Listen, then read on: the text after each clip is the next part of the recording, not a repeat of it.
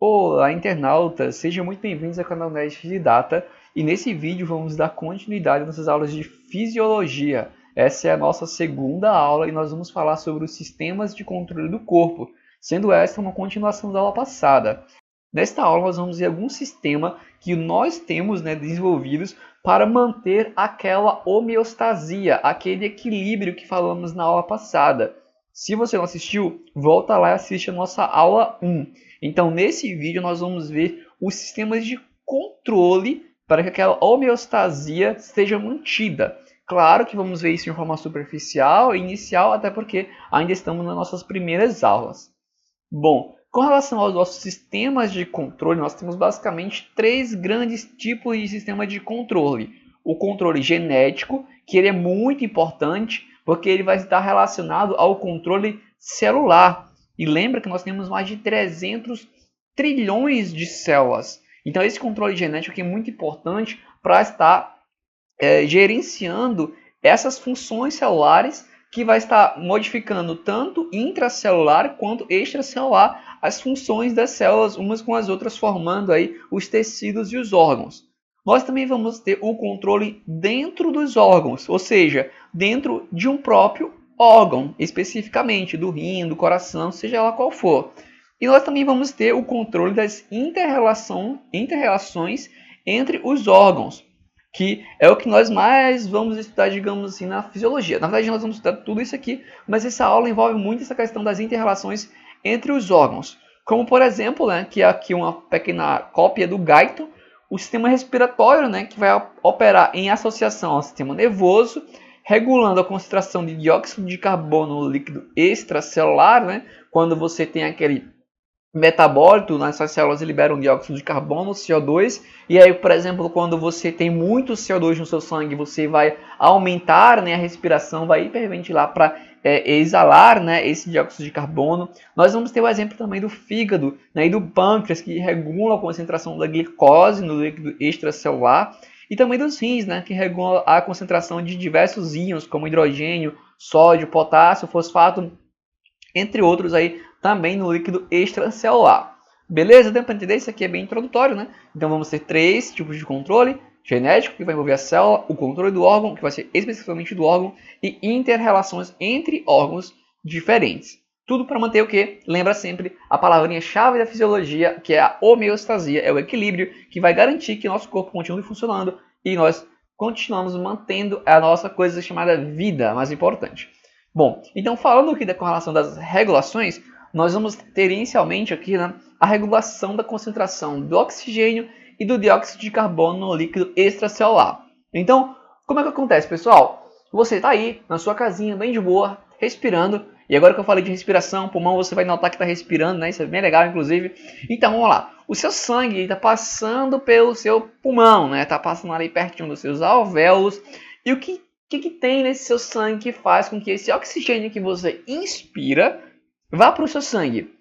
Essa molécula aqui chamada de hemoglobina. Essa hemoglobina tem uma afinidade ao oxigênio, ao O2, por causa do seu ferro. Então essa hemoglobina vai se ligar, quando o sangue vai passando pelos nossos pulmões, você está lá respirando, a inspiração, esse ar cheio de oxigênio vai passar lá, vai para os seus alvéolos, e por causa dessa hemoglobina que tem uma afinidade pelo oxigênio, esse oxigênio vai se ligar na hemoglobina e, consequentemente, vai estar no sangue. Esse sangue vai ficar grudadinho com essa hemoglobina enquanto a concentração de oxigênio estiver, digamos assim, boa, que estiver alta. Como, por exemplo, digamos que nós temos uma molécula de hemoglobina e ela está cheia de oxigênio aqui ligado, tá? Beleza, nós temos aqui 4 oxigênios. Aí ela passa por um lugar aqui, por um tecido que está cheio de oxigênio. Como a hemoglobina tem essa afinidade pelo oxigênio, esse oxigênio não vai passar para esse tecido que está cheio de oxigênio. No entanto, essa hemoglobina continua aqui no sangue, nesse vaso sanguíneo. E essa hemoglobina aqui com os oxigêniozinhos chega em um tecido que está pouco oxigenado, está com baixa quantidade de oxigênio. Aí sim, com essa baixa concentração, tá? Esses colchetes significam concentração quando você vê por aí. Agora sim, como esse tecido em baixa concentração, a hemoglobina pode perder esses oxigênios para o tecido.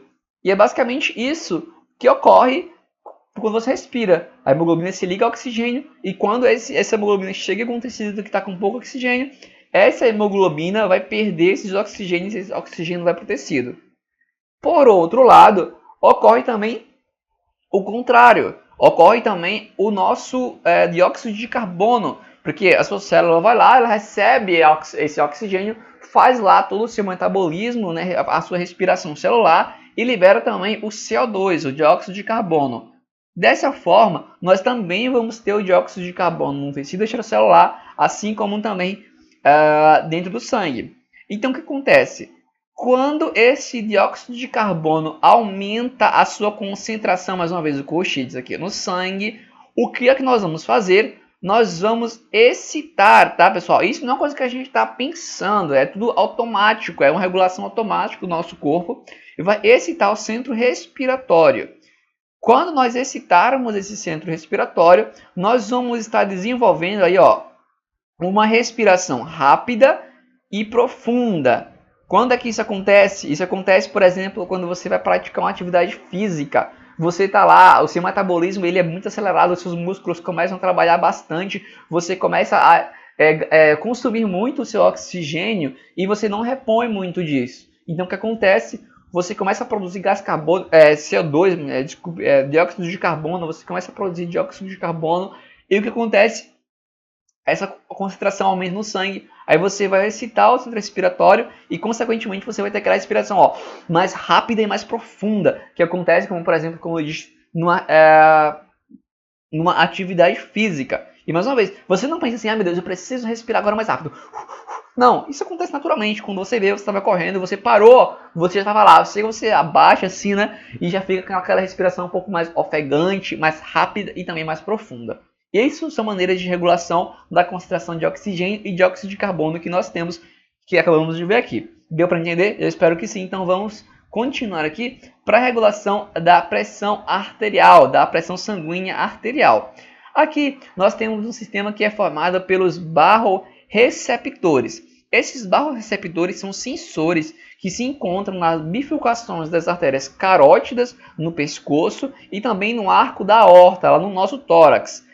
Então, o que acontece? Quando nós temos um aumento da pressão arterial, digamos que nós temos as nossas artérias, digamos aqui nós temos um barroreceptor, vamos supor, tá? Então, você tem uma pressão normal aqui da artéria, do sangue sobre as artérias. Isso acontece, quando você tem uma pressão alta, essa pressão vai aumentar aqui nos vasos, exatamente isso que é a pressão, na verdade. Então, o que acontece? Quando essa pressão aumenta, esse barroreceptor vai ser mais estimulado. E esse barroreceptor vai lá no nosso tronco cerebral e vai estar inibindo os nossos centros vasomotores. Lá no nosso bulbo raquidiano, no centro vasomotores, o que vai ocorrer? Esses centros vasomotores, através do sistema nervoso simpático, ele vai estar constantemente ativando, aumentando as contrações do coração, assim como também relacionado à vasoconstrição. Então, o que acontece? Se esse barroreceptor que foi excitado vai estar inibindo esse centro vasomotor, esse sinal aqui de aumentar as contrações e de contrair, vai ser inibido. Deu para entender? Aqui, ó, excitou uma coisa que vai inibir que estava excitando. É complicado, mas vamos lá, devagar, depois a gente vai revisar aqui. Então, se essa coisa aqui agora foi ativada e teve toda essa cascata de coisas aqui acontecendo, nós vamos ter uma diminuição dos batimentos cardíacos e também vamos ter uma vasodilatação, o que vai acarretar numa diminuição da pressão. Percebe como foi aqui um sistema que fechou um círculo aqui com relação à regulação da pressão sanguínea? Então vamos aqui para essa outra forma de mostrar, né? Isso aqui, desculpem. Então, mais uma vez nós temos os barroreceptores na bifurcação das artérias, beleza? O que acontece? Quando esses barroreceptores são estimulados pelo estiramento da parede do vaso, quando é que isso acontece? Quando a pressão aumenta. A pressão aumentou, aqui você vai estar estimulando, né, o estiramento da parede desse vaso. Então, essa pressão fez com que esses barroreceptores enviassem impulsos para o tronco cerebral, para o centro vasomotor, como nós já vimos. Daí, esses impulsos vão estar inibindo o centro vasomotor, tá, pessoal? Inibem o centro vasomotor. Esse vasomotor, mais uma vez digo, ele está relacionado ao sistema simpático, que, como vocês vamos ver em aulas futuras, você ter o sistema simpático, parasimpático, vamos estudar isso mais à frente. Esse sistema simpático está relacionado ao aumento da contração, a maior frequência, né, aumentar a frequência cardíaca. Então, se esse sistema simpático, que tinha relação com o centro vasomotor, foi inibido, na verdade o centro vasomotor foi inibido, consequentemente, nós vamos ter uma diminuição da atividade do bombeamento do coração e dilatação dos vasos sanguíneos periféricos. Consequentemente, se nós diminuímos, tá, pessoal, a atividade do bombeamento e também a dilatação dos vasos sanguíneos periféricos, nós vamos ter uma diminuição da pressão arterial. Uma vez que a pressão arterial é igual ao débito cardíaco vezes a resistência periférica. O débito cardíaco, por sua vez, mais uma vez, também vamos estudar isso em fisiologia mais à frente, quando vamos falar da fisiologia do coração. O débito cardíaco vai ser a frequência cardíaca vezes o volume sistólico, que é o volume de bombeamento do coração, fiquem guardando por isso por enquanto, e a resistência periférica vai estar de acordo com a contração do vaso. Se ele está bem contraído, vamos ter uma grande resistência periférica. Então aqui ele diminuiu a atividade do bombeamento, nós vamos ter, por exemplo, talvez uma diminuição da frequência cardíaca e talvez do volume sistólico, ou seja, diminuiu o débito cardíaco, e também vamos ter a dilatação dos vasos sanguíneos periféricos. Dilatou os vasos sanguíneos, a resistência vai diminuir. Então, consequentemente, a pressão arterial também vai diminuir. Claro, se você não entender essa parte aqui da fórmula, tá, pessoal? Não se preocupe muito bem, não. Eu estou só explicando um pouquinho mais. Isso aqui são aulas futuras. Mas você tem que entender essa função aqui da regulação da pressão. Então, nós vamos ter diminuição da pressão arterial. Então, nós vamos lá parar, né, essa excitação dos vasos receptores. Vai parar e, consequentemente, esse sistema também vai parar. Então, nós vamos ter esse sistema sendo ativado, a pressão volta ao normal e tudo fica ok. Show de bola? Por outro lado, da mesma forma, se os barroreceptores não forem ativados, a pressão diminui bastante, o que vai acontecer? Deixa eu limpar aqui porque ficou muito poluído esse quadro. Beleza. O que vai acontecer? Vai acontecer que esse barroreceptor aqui, ele não vai estar mais inibindo os centros vasomotores. Então esse centro vasomotor vai estar livre, então vai estar aumentando né, a contração dos vasos e também vai estar estimulando o bombeamento do coração, o que vai aumentar a nossa pressão. Deu para entender? Então aqui eu estou agora pensando no modo inverso, né? Se não teve uma queda de pressão mais do que o normal, aí esses barroreceptores vão ser menos estimulados do que deveriam ser e os centros vasomotores vão estar mais livres. E, consequentemente, nosso sistema nervoso simpático vai estar mais livre, que vai estar aí estimulando para aumentar a pressão arterial, também para voltar ao normal. Show de bola? Deu para entender? É assim que o nosso corpo tenta funcionar para equilibrar a nossa pressão arterial. Show? Bom, então vamos dar continuidade aqui para finalizar esse vídeo, falando um pouco do feedback negativo e do feedback positivo, que são dois conceitos essenciais para a fisiologia. E provavelmente nós aqui, estudantes de fisiologia, vamos utilizar esse conceito para sempre. O feedback negativo, deixa eu já pular aqui para o conceito que tem do Guyton, consiste em uma série de alterações que restabelecem o valor médio do fator, mantendo assim a homeostasia, nossa amiguinha homeostasia. Como assim, pessoal? Restabelecem o valor médio do fator. Basicamente, o feedback negativo vai estar voltando na função que aquele órgão deveria estar realizando. Por isso que é restabelecendo o valor médio. E aqui eu tenho dois exemplos para lhe explicar caso você não tenha entendido. Por exemplo, com relação à concentração do dióxido de carbono, como nós já vimos, o que acontece? Quando nós temos um aumento da concentração do dióxido de carbono do CO2 no nosso sangue, nós vamos aumentar, né, a nossa respiração, nós vamos aumentar a nossa frequência respiratória e também nós vamos aumentar a profundidade dessa respiração. Para quê? Para que essa concentração diminua. E isso é um feedback negativo. Por quê? Mais uma vez, é porque você realizou alguma coisa para que aquela resposta... Por quê? Porque você vai realizar alguma coisa no seu organismo para que a resposta volte a ser como deveria ser, como ela era antes, ou seja, ela vai ser negativa, vai ser uma resposta contrária, ou seja, a concentração aumentou, aí você vai responder para que essa concentração baixe, ou seja, é um feedback negativo. Da mesma forma da regulação da pressão arterial, quando a pressão aumentava, nós tínhamos aquele estímulo dos barroreceptores que estaria inibindo os centrovasomotores, que finalizaria com a diminuição da pressão através da diminuição dos batimentos cardíacos, assim como também do aumento da vasodilatação, né? Aumentaria a vasodilatação. Ou seja, também um feedback negativo. Aconteceu alguma coisa e você vai gerar uma resposta que vai ser contrário a isso que estava ocorrendo. Bom, já o feedback positivo é exatamente o contrário. E aqui já vamos diretamente para os exemplos. Como, por exemplo, na coagulação. Você tem um corte, o seu colágeno da sua pele é exposto e uma série de fatores de coagulação do seu sangue, eles começam a ser ativados.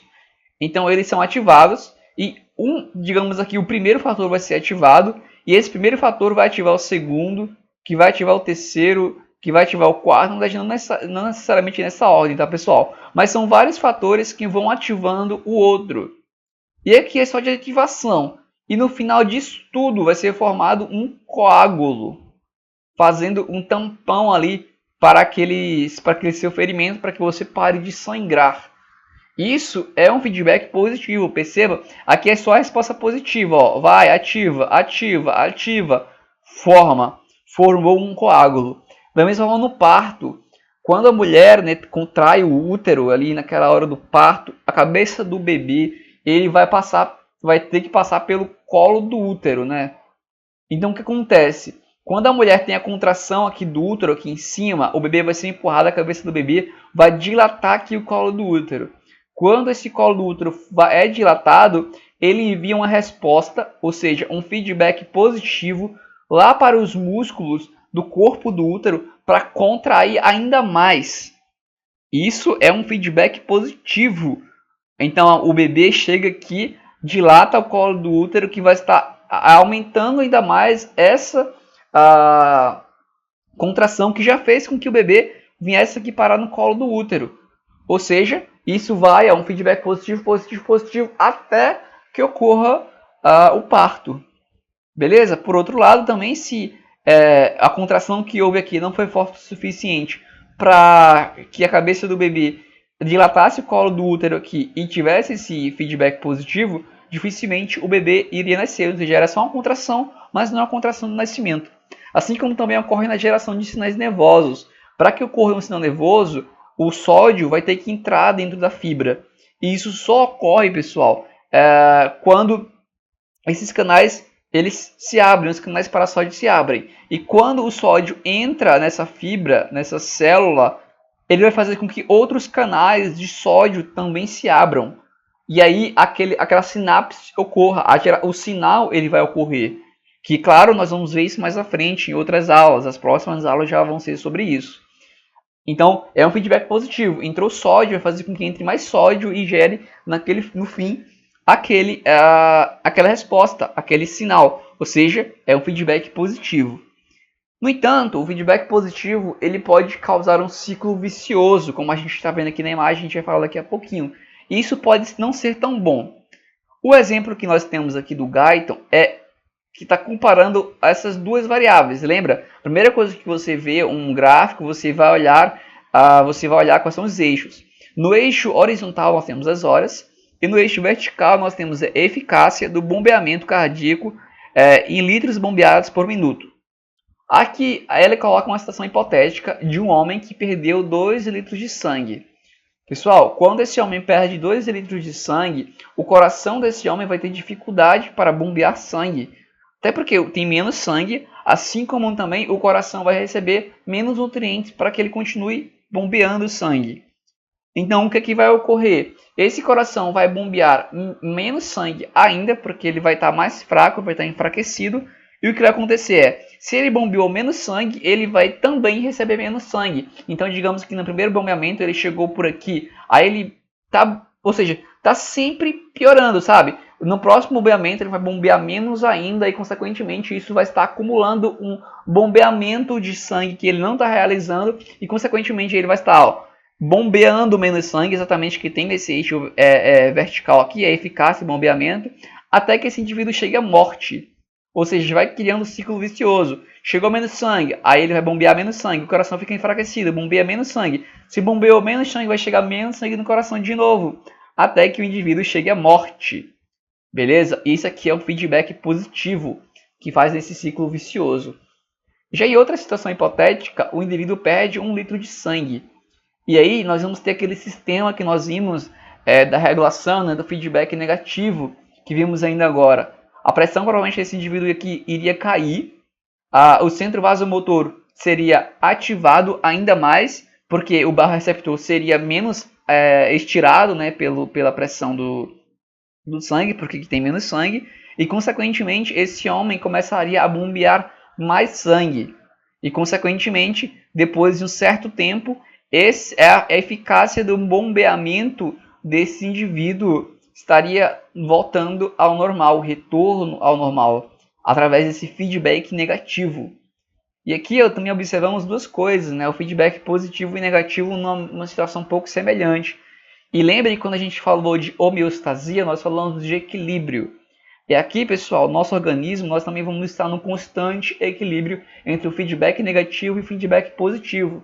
É por isso que eu falei para vocês que esse conceito nós vamos utilizar para sempre agora na fisiologia. Porque sempre que vamos olhar algum órgão, alguma função, algum metabolismo, nós vamos ver que, querendo ou não, vai ter um feedback negativo e positivo envolvido nessa situação, em equilíbrio. Se esse equilíbrio do feedback for quebrado, provavelmente nós vamos aí ter uma desregulação no nosso sistema que pode aí causar algum tipo de problema ou até mesmo levar o indivíduo à morte. Como, por exemplo, imagine se o centro vasomotor desse indivíduo aqui que perdeu 1 litro estava com um problema. Dificilmente ele conseguiria retornar ao normal e provavelmente ele iria encaminhar para a morte, entraria no feedback positivo e morreria. Bom, pessoal, e por essa aula, né, nós ficamos por aqui. Se você teve alguma dúvida, você pode deixar aqui nos comentários. Mas antes de sair, eu lhe peço encarecidamente para que você deixe um like aqui embaixo desse vídeo, porque isso nos ajuda bastante e nos incentiva a continuar postando os vídeos aqui no canal. Beleza? Então é isso. Obrigado por assistir. Se você chegou até aqui, você chegou até o final. E até a próxima. Fui!